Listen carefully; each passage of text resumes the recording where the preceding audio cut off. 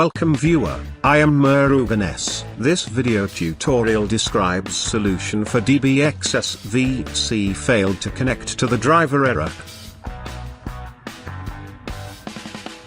Type services in search bar. Right-click services, run as administrator.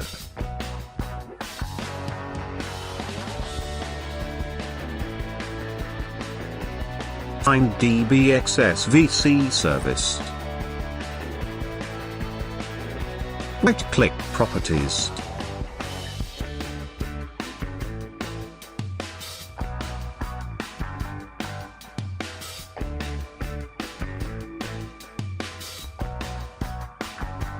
Change startup type to disabled. Click stop. Click apply. OK. I hope this video tutorial helps to you. Please like, share and don't forget to subscribe my channel. Thank you very much. See you next video.